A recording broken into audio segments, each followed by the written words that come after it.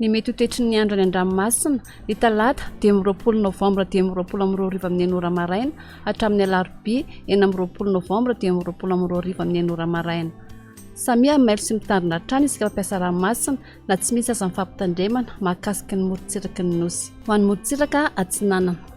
tanjon'ny bombaomba hatrany amin'ny tanjona angotsy anorana malefaka amin'ny faran'ny fepitaona avy atsinanana na tsy matsinanana ny rivotra ka ho folatra amin'ny 20 km isan'ora atiny mpanonja ny ranomasina avy ny onja ho latsaky ny 1 metatra.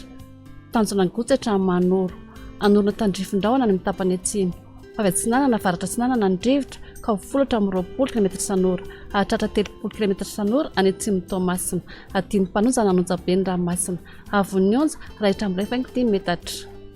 Manoratra ny tôlanaro anorana tandrifon-drahona indraindray avy varatra atsinanana ny rivotra ka ho folatra amin'ny 20 km isan'ora hahatratra 30 km isan'ora indraindray any amin'ny tapany avaratra anonja be ny ranomasina avy ny onja 15 metatra.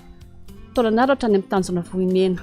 anorana tandrifon-drahona manakaiky ny tôlanaro andrahona vitsy any akafa avy andrevana ny rivotra amin'ny fiandohan'ny fepitaona ka ho 10 km isan'ora hiodina miandalana ho avy atsinanana manomboka ny atoandro ka ho 10 hatramin'ny 20 km isan'ora anonja be ny ranomasina avy ny onja 15 metatra. Ho an'ny morontsiraka andrefana tanjona vohimena hatrany amin'ny tanjona akapo ho maina amin'ny akapobeny ho avy atsimo na tsy matsinanana ny rivotra ny maraina ka ho 30 hatramin'ny 20 km isan'ora hahatratra 20 km isan'ora indraindray anonja be na hery ny ranomasina avy ny onja 2 metatra isy alon-drano avy atsimo.